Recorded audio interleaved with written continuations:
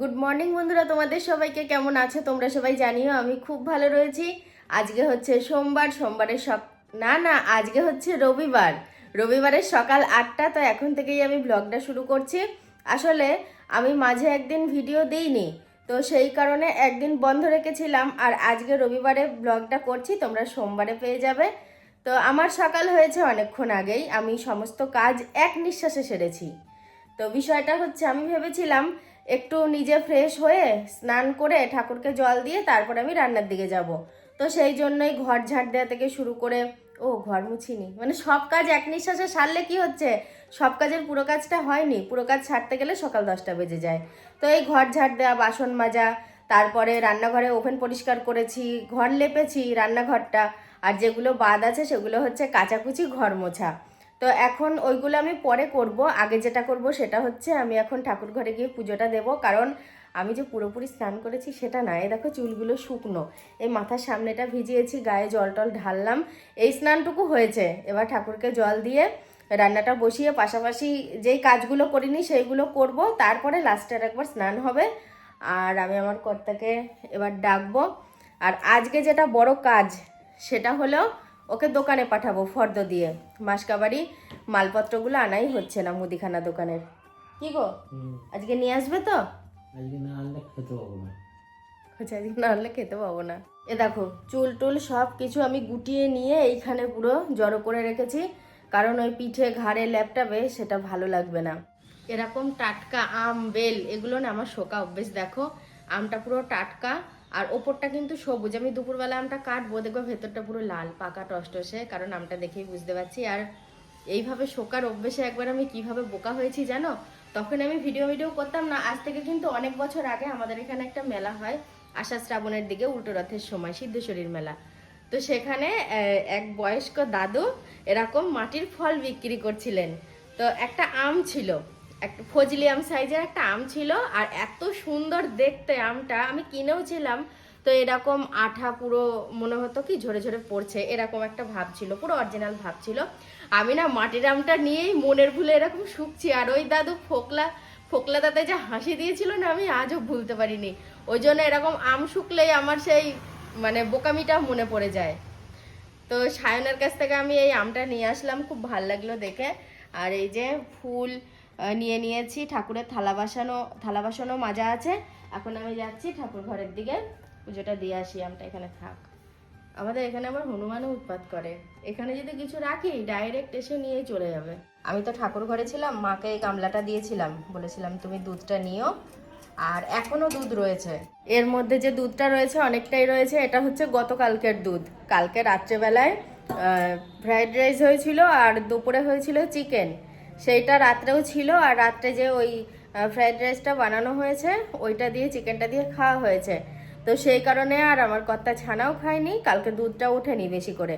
তো ওই জন্য ভাবছি আজকে এখান থেকে কিছুটা দুধ দুপুরের জন্য দই পেতে রাখবো, আর বাকি যেমন যে যেরকম খায় রাখা হবে। আর আজকে দুপুরবেলাতে দই দিয়ে আম দিয়ে সব পছন্দ করে, কালকেই মানে প্ল্যানিং হচ্ছিল, কালকেও চিকেন নিয়ে চলে এসছে। হালকা হালকা করে চিকেনের ঝোল করেছিলাম, কালকে তো আমি ব্লগ শেয়ার করিনি, না হলে তোমরা দেখতে পেতে। তো সেই জন্য আজকে একটু আম দই এগুলোর ব্যবস্থা করব। আমি খেতে পারি না আম দই দিয়ে, আমি আলু সিদ্ধ দেবো কি একটা ডিম সিদ্ধ দিয়ে নেবো আমার মতো, তাইলেই হবে। দই বসানোর আগে আমি কর্তার জন্য শেকটা রেডি করে রাখি, ও গেছে চা খেতে, এসে খাবে। এই যে এবার দিয়ে দেবো এর মধ্যে 1 চামচ পিনাট বাটার। এই বাটারটা আমি একদিন একটুখানি শখ করে খেয়েছি জানো, 1 চামচ দেবো না, এটুকু দেবো। সে কি বলবো তোমাদেরকে, আমার মনে তেল তেল ঢেকুর উঠছিল। এ দেখো এই কাজটা হচ্ছে আমার কাছে খুব কঠিন কাজ, কিন্তু তবুও আমি করব। আর কয়েকদিন এরকম করতে করতে অভ্যেস হয়ে যাবে। এ দেখো আমি শেকটা পুরো রেডি করে ফেলেছি, একটু চামচ দিয়ে নেড়ে দেখবো, দিয়ে এই গ্লাসটায় ঢালবো। এবার আমাদের খাবারটা তৈরি করে নিচ্ছি। আজকে করছি ম্যাগির অমলেট। ওটসের অমলেট করছিলাম, ভালো লাগছিল খেতে, তবে ওটস না ফুরিয়ে গেছে, তো সেই কারণে আজকে ম্যাগির অমলেট বানিয়ে নিচ্ছি। দেখো খুব যে ভালো বানাতে পেরেছি তা না, উল্টাতে গিয়েই ভেঙে যাচ্ছে। তবে যেভাবেই বানাই না কেন খেতে কিন্তু বেশ ভালোই লাগছিল। আমি টমেটো সস খেতে পছন্দ করি না, আর তার সাথে কেউ খাবেও না বলল, তো সেই কারণে আর সসটা বের করিনি, এইটাই ভালো লাগছে। তো এই খাবারটা খেয়ে একটু বিশ্রাম নিয়ে তারপরে পরে অন্য কাজ করব। হঠাৎ করেই মা চলে এসেছে, তো মা কিন্তু বেড়াতে আসেনি, এসেছে দরকারে। আমি বেশ কিছুদিন আগে মায়ের কাছে গিয়েছিলাম, তখন ব্লগে বলেছে একটু যে আমার বাবাকে নিয়ে খুব হয়রানি হতে হচ্ছে। তো বিষয়টা এখনও কিন্তু সমাধান হয়নি। মা ব্যস্ততার মধ্যেই আছে, মাঝে মধ্যেই আসছে, বাবার সিগনেচার নিয়ে যাচ্ছে। তো যাই হোক, কী যে শেষ পর্যন্ত হবে আমরা নিজেও জানি না। আমরা সবাই জানি যে একটা এসআইআরের ব্যাপার ঘটে গেছে। তো বিষয়টা হচ্ছে আমার বাবার কিন্তু এসআইআরের নাম আসেনি, আর আমার বাবা মানে পূর্বপুরুষ সমেত এখানকার স্থায়ী বাসিন্দা। তো প্রমাণের অভাবে এখন তাকে মানে কি বলবো, অনেক হেনস্থায়ী হতে হচ্ছে, শুধুমাত্র উপযুক্ত প্রমাণ দেয়া হচ্ছে না বলে। আমার দাদু ঠাকুমা তো বহু বছর আগে গত হয়ে গেছে, আমার জ্যাঠামশাই গত হয়ে গেছেন। তো যাই হোক বন্ধুরা, এখন একটু প্রবলেমেই আছি আমার বাবাকে নিয়ে। আর দেখো আমার কর্তা গিয়েছিল দোকানে, ওই যে বলেছিলাম মুদি সদাই আনতে হবে, তো সেই জন্য মুদি সদাইগুলো নিয়ে এসছে একবারে চাল সমেত। আমি সকালবেলা উঠেও জানতাম না যে মা আসবে। তো আমাকে একটু আগে ফোন করে বলল, মনে আমি আসছি, তোর বাবার একটা সিগনেচার লাগবে। তো সেই কারণেই মা চলে এসছে হঠাৎ করে। আর এখানে দেখো মানে খাবার দাবার সব রেডি করা, আর আমার মায়ের হাতে একটা পেপসি ধরিয়ে দেওয়া হয়েছে। পেপসিগুলো এখনই নিয়ে আসলো, তবে এই পেপসিগুলো কিন্তু আমি খাই না। আগে খেতাম, এখন আর খেতে পারি না। ওই কালারিং কিছু হলেই আমার আর খেতে ইচ্ছে করে না। মা আমাদের ঘরে ছিল, তারপরে এখানে এসে একটু গল্প সল্প করছে। গল্প বলতে ওই প্রয়োজনীয় কথা জানতে চাইছে কদ্দূর কী হলো। দেখো আমাদের মধ্যে কিন্তু অনেক ঘটনা ঘটে, অনেক কিছু সুবিধা অসুবিধা ঘাত প্রতিঘাতের মধ্যে দিয়ে আমরা আমাদের সময় জীবন সব কিছু পার করি, কিন্তু সব কিছু তো আর অন ক্যামেরায় সেভাবে শেয়ার করা যায় না। এবার একটু আধটু হয়তো কখনো সখনো তোমাদেরকে বলা হয়, সেটাই আর কি। আর তোমরা একটু আগে সোহিনীকে দেখতে পেলে তো, গতকালকের ভিডিওতে কমেন্ট দেখছিলাম যে সোহিনী কোথায়, ওকে দেখা যায় না কেন।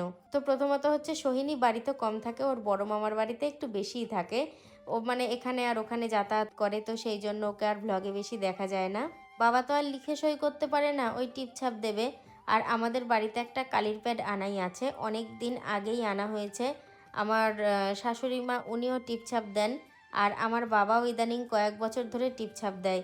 তো প্রয়োজন হলে কোথায় যাব, সেই কারণেই আমরা নিজেরাই একটা কালির প্যাড কিনে নিয়েছি। একটা মজার কথা বলি, যদি আগে এই ধরো বছর দেড়েক আগেও এরকম যদি কোনো প্রয়োজনে বাবার সই লাগতো, বাবাকে যদি বলা হতো যে এরকম টিপছাপ দাও, কিছুতেই দিত না। বলে কি না, আমার কোনো ক্ষতি হয়ে যাবে। ভাবে কি যে নিজের নামে যেটুকু যা আছে হয়তো সব আমার মায়ের নামে করে নিচ্ছে, কিংবা অন্য কিছু হয়ে যাচ্ছে, কি বিক্রি করে দিচ্ছে। ঠিক আছে, তো সেই কারণে না ওরকম করতো না, আর সই করতে চাইতো না, আর আমরা সবাই খুব মজাও করতাম এই নিয়ে। কিন্তু এখন ইদানিং আর ওই সমস্ত কিছু বলে না। তো জানে যে একটা বিষয় নিয়ে খুব দৌড়োদৌড়ি করতে হচ্ছে, খুব চেষ্টা চলছে। আরে কথা বেশি না বললেও বিষয়গুলো তো কানে যায়, একটু আধটু বুঝতে পারে। তো সেই জন্য এখন আর কিছু বলে না। প্রয়োজন যা ছিল সেগুলো তো মিটে গেছে। এখন আমার ননদ, তারপরে দুই মা, আমি, এমনকি আমাদের ওই যে সবথেকে বড় ফ্যামিলি মেম্বার প্রকাশবাবু, সবাই একসাথে বসে গল্প সল্প হচ্ছে। আমি তো রান্না বসাইনি এখনও, আমার ননদের রান্না বসানো হয়ে গেছে। আর মাকে তো বেশ অনেকবারই আমরা সবাই থাকতে বলেছি, বললো যে না আজকে আর থাকবো না। তবে মা আর মানে আরেকবার আসবে 2-1 দিনের মধ্যে, আরও 2-1 বার আসতে হবে, কারণ আমার বাড়ির কাছে যে ব্যাংক আছে সেই ব্যাংকেই মায়ের অ্যাকাউন্ট করা। তো সেখানে কিছু প্রয়োজন আছে, সেই কারণেই আসবে। আর আমাদের প্রকাশবাবু আমাকে চা চিনির কৌটো সব হাতে আগিয়ে দিচ্ছে, মানে বলছে কি তুমি চাটা করো, মা এসছে না, আমি বসে কথাই বলছি, আমার ননদ বলছে কি তুমি যতক্ষণ বসে গল্প করছো তোমার চা বানানো হয়ে যেত। তো সেই জন্য আমি একটু গ্রাহ্য করেই তাড়াতাড়ি করে উঠে চা বসিয়ে দিলাম। দোকানে যে সেই তন্দুরি চা পাওয়া যায় তাকেও হার মানাবে, এত ভালো চা হয়েছে। তুমি গাছতলায় বসেছো, নারকেল আছে কিন্তু ওখানে বাবা বসে, বাবাকেও সবাই মিলে না করা হয়।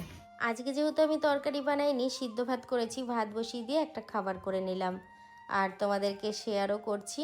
তো একটু খিদেও পেয়ে গেছিলো হালকা করে, তো ভাবলাম হাতের কাছেই সব কিছু ছিল, ওই জন্য একটা কেক বানিয়ে নিয়েছি সুজি দিয়ে, খুব সামান্য উপকরণ দিয়ে। তো আমি দেখছি কেকটা রেডি হয়েছে, কি একটা কাঠির দরকার, কাঠি আর হাতের সামনে পাইনি, এই চামচের গোড়ায় ঢুকিয়ে দিয়েছি। তো দেখো কতটা সুন্দর হয়েছে, ভেতরটা পুরো স্পঞ্জি। এই হচ্ছে আজকের মেনু, সিদ্ধ ভাত সাথে দই আছে। আর এটা হচ্ছে কালকে রাতের, না চিকেনটা আজকে বানানো, আর কালকে রাতের এই ফ্রাইড রাইস। তো এটা রাজু খাবে, ও কালকে সম্পূর্ণ খাবার খায়নি, কালকেরটাই আজকে ও গরম করে খাচ্ছে। আজকে দেখো পিছনের কাজটা একটু আগিয়ে রেখেছি, ছানাটা আমি বিকালের দিকে কাটি, আজকে কেটে রেখেছি এবেলাতেই। আর দইটা বসেছে নাকি দেখি গিয়ে। আর আমার কর্তা স্নান করে এখন কিছু মাখছে, হয়তো মুখে সেন্ট পাচ্ছি। মানলাম দুপুরবেলা খাওয়া দাওয়া করে গিন্নি আমার এখন স্নান করলো, আমি যখন স্নান করতে গেলাম তখন বললো আমার স্নান হয়ে গিয়েছে। ভেজা জামা কাপড়গুলো দেখিয়ে বলছে গিন্নির আমার স্নান হয়ে গেল। হ্যাঁ, আমার এই স্নান হলো, একবার তো হয়েছে প্রথমে ব্লগের শুরুতেই তোমরা দেখেছো। তো এখন খাওয়া দাওয়া করে থালা বাসন ধোয়া মাজা করে তো ভাবলাম গায়ে একটু জল দিয়ে দিই। তো চুলটা একটু ভিজে আছে। চুলটা মুছলেই হয়। না না, আমি তো পুরো চুল ভিজাইনি, এখানকার চুলগুলো ভিজাইনি, সামনের চুল ভিজিয়েছি, অসুবিধা হবে না, শুকিয়ে যাবে। তো এখন বেলা 3টে 5-10 মতো বাজে, 4টে অবধি বসে একটু বিশ্রাম নেবো। দেখো আমার বর পুরো দইটা খাইনি, আমার জন্য দই রেখেছে। আর ওর জন্য সেই খাবারটা বানিয়েছিলাম, সে খাবারটাও খাইনি, রয়েছে। কি ভালো হয়েছে খেতে বলো। তরমুজের জেলিটা রেডি করেছি, তবে জেলিটা এখনও জমেনি। এটা জমতে কয়েক ঘন্টা সময় লাগবে, জমে গেলে তারপরে ফ্রিজে রেখে কালকে সকালবেলা খাওয়া দাওয়া করা হবে এই জেলিটাকে। আর এখন যাচ্ছি একটু কেনাকাটা করতে, ছোট্টখাট্টো জিনিস। এ দেখো মাশরুম, ফুটি, তারপরে আর কে নিলাম, শসা, খেজুর, এগুলো নিয়েছি। আর তার সাথে আমার জন্য একটা দুটো জিনিস কিনেছি, বাড়ি গিয়ে তোমাদেরকে দেখাবো কেমন। এ দেখো, এটা না খুব শর্ট হয়ে যাচ্ছে, মানে এই এই এই অবধি। তো ভাবছি এটাকে পাল্টাবো। আর এটাও একদম ঠিকঠাক হয়েছে, আমি পরে দেখেছি, কিন্তু আমি মানে খুব শর্ট পরি না, তো ওই জন্য আমার কেমন কেমন লাগছে। আর যেগুলো কিনেছি সেগুলো হচ্ছে ফ্রিজে রেখেছি। মাশরুম নিয়েছি 2 প্যাকেট, আর শসা নেওয়া হয়েছে, খেজুর নিয়েছি, ফুটি নিয়েছি, তাই তো? একদম। আর আবার কর্তার জন্য চশমাটা আনতে গেছিলাম, ওটা এখনো রেডি হয়নি, ওটা আবার বুধবারে টাইম দিল। এখন আমি যেটা করব সেটা হচ্ছে রুটি বানাতে যাব। আর এটা দেখি কাল পরশু চেঞ্জ করতে হবে, কাল পরশুই হোক আবার যেদিন যাব সেদিনই হোক, একটু লং দেখে নেব। এটা যতটা শর্ট আছে একটু লং নেব, তাহলেই হবে। আবার নিচে যদি কোনো ঘাগরা দিয়ে পরতাম তাহলে আবার এটা ঠিক ছিল। তো দেখা যাক কি করি। আমার কর্তা বলছে কি যে না কিছুই হবে না, পরো, কিন্তু আমি তো পরবো, আমার কেমন কেমন লাগছে, অভ্যাস নেই না। হায় রে জীবন, শুধু কাজ কাজ আর কাজ, কাজ ছাড়া যেন আমাদের আর কিছু নেই। তো প্রত্যেকটা বাড়ির মানুষদেরই এটা হয়, বিশেষ করে যারা হাউস ওয়াইফ আছে, একটার পর একটা কাজ সাজানো। রাত্রে কিছু বাসন ধুয়ে রাখছি যাতে সকালবেলায় একটু কাজ হালকা হয়। ওভেনটাও পরিষ্কার করে রাখছি, কিছু জামা কাপড় ভিজানো ছিল কেচে ওই একটা চালাঘর আছে, ওই চালাঘরের ভেতর মেলে দিয়েছি। তারপরে আরও কিছু গামছা জামা কাপড় গরম জল করে সার্ফ দিয়ে ভেজালাম, এমনকি সোডাও আনা হয়েছে আজকে, ওই সার্ফ আর সোডা দুরকম দিয়ে ভেজানো হয়েছে। আর এই ওভেনটা পরিষ্কার করছি, টুকটাক কিছু কাজ সারলাম। তবে জানো তো, আমার কর্তা যে মুদি সদাই নিয়ে এসছে ওই বেলায়, ওগুলো কিচ্ছু আমি জায়গায় রাখিনি, ওগুলো কালকে যখন টাইম পাবো তখন রাখা হবে। ওগুলো সিঁড়ির তলায় আপাতত রাখা আছে। এই কাজগুলো আমি সকালে করি, সেই কাজগুলো রাত্রে করছি, মানে যেগুলো তোমরা ভিডিওর শুরুতে দেখতে পাও আজকে শেষে দেখতে পেলে। আর বন্ধুরা গুড নাইট বলছি কেমন, কারণ এই কাজগুলো সেরে নিজে ফ্রেশ হব, গা হাত পা ধোবো, চেঞ্জ করব, তারপরে কিছু নাইট কেয়ার রুটিন আছে সেগুলো করব, তারপরে ঘুমাবো। তো বন্ধুরা আজকের মতো ভিডিওটা এখানেই শেষ করে দিচ্ছি। তোমরা সবাই খুব ভালো থেকো, দেখা হচ্ছে কালকে থেকে। সবাইকে গুড নাইট।